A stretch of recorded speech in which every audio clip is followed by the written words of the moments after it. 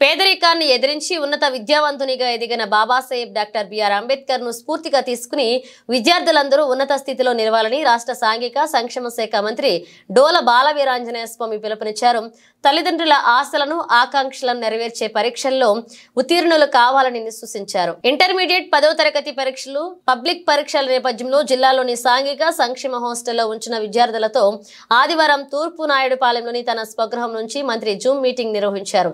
ఈ కార్యక్రమానికి సమన్వయకర్తగా వ్యవహరించిన జిల్లా సాంఘిక సంక్షేమ శాఖ అధికారి ఎన్ లక్ష్మణనాయక్ మాట్లాడుతూ ఆయా హాస్టల్లోని విద్యార్థుల వివరాలను పరీక్షలకు వారిని సన్నద్ధం చేస్తున్న తీరును వివరించారు. జిల్లాలోని 61 pre matric 20 post matric hostels లో 7,274 మంది విద్యార్థులు ఉన్నట్లుగా తెలిపారు. వీరిలో 911 మంది 10వ తరగతి విద్యార్థులు ఉన్నారని, 505 మంది ఇంటర్ మొదటి సంవత్సరం, 411 మంది ద్వితీయ సంవత్సర విద్యార్థులు ఉన్నట్లుగా వివరించారు. రాష్ట్ర చరిత్రలోని తొలిసారిగా విద్యార్థులతో సాంఘిక సంక్షేమ శాఖ మంత్రి ఈ విధంగా ముఖాముఖి నిర్వహించడంపై మంత్రికి కృతజ్ఞతలు తెలియజేశారు. అనంతరం మంత్రి బాల వీరాంజనేయ స్వామి మాట్లాడుతూ విద్యతోనే మెరుగైన భవిష్యత్తు సాధ్యమన్నారు. అందుకే విద్యారంగానికి రాష్ట్ర ప్రభుత్వం అధిక ప్రాధాన్యం ఇస్తున్నట్లుగా చెప్పారు. చరిత్రలో ఎన్నడూ లేని విధంగా హాస్టళ్ల మరమ్మతులకు రాష్ట్ర ప్రభుత్వం 150 కోట్లను మంజూరు చేసిందని, ప్రకాశం జిల్లాకు 13 కోట్ల రూపాయలను మంజూరు చేసిందన్నారు. అన్ని సాంఘిక సంక్షేమ హాస్టళ్లలో అంబేద్కర్ విగ్రహం పెడతామన్నారు.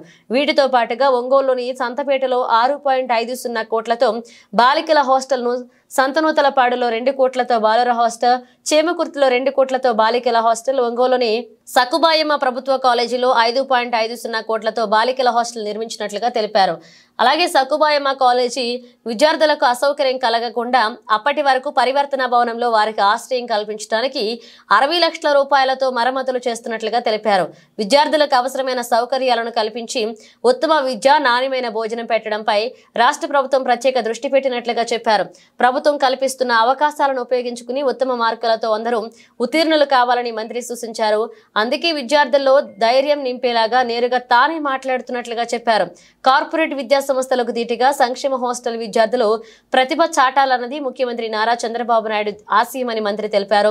10వ తరగతి విద్యార్థులకు అవసరమైన ఆల్ ఇన్ వన్ గైడ్లు ఇచ్చామని, 10వ తరగతితో పాటు ఇంటర్మీడియట్ విద్యార్థుల కోసం అవసరమైన చోట ట్యూటర్లను కూడా పెట్టామని చెప్పారు. వచ్చే విద్యా సంవత్సరం నుంచి బీపీటీబీఎంతో భోజనం పెడతామని, అన్ని హాస్టళ్లలో మంచినీటి కోసం ఆర్ఓ ప్లాంట్స్ పెడతామని, సకాలంలో పెట్టెలు, దుప్పట్లు, టవల్స్ ఇస్తామని తెలిపారు. హాస్టళ్లలో ఉంటున్న పేద విద్యార్థులకు ప్రభుత్వమే గార్డియన్ అని మంత్రి చెప్పారు. వారి రక్షణకు, భద్రతకు అధిక ప్రాధాన్యం ఇస్తున్నామన్నారు. హాస్టళ్లలో ఈ విధమైన చర్యలు తీసుకుంటున్నామని, విద్యార్థులు మిస్సింగ్ కేసులను త్వరగా ఛేదించామన్నారు. వెల్ఫేర్ ఆఫీసర్లు, వార్డెన్లు కూడా ప్రతి ఒక్క విద్యార్థిపై ప్రత్యేక నిఘా పెట్టాలని మంత్రి ఆదేశించారు. లో గ్రేడ్ లో ఉన్న విద్యార్థులు కూడా మెరుగైన మార్కులతో ఉత్తీర్ణత సాధించేలాగా చూడాలని, 10వ తరగతి పబ్లిక్ పరీక్షలకు సమయం ఉన్నందున ప్రతి నిమిషాన్ని సద్వినియోగం చేసుకుని ఆత్మవిశ్వాసంతో సన్నద్ధమయ్యేలా చేయాలన్నారు. స్టడీ అవర్స్ పై మరింత దృష్టి పెట్టాలన్నారు. ప్రతిభ గల విద్యార్థులతో గురుకుల కాలేజీల్లో అడ్మిషన్లకు దరఖాస్తు చేయించాలని అధికారులకు ఆయన దిశానిర్దేశం చేశారు. సింగరాయకొండ గురుకుల కాలేజీలో డిగ్రీ కోర్సులు కూడా ప్రవేశపెడుతున్నట్టు విషయాన్ని ప్రస్తావించారు.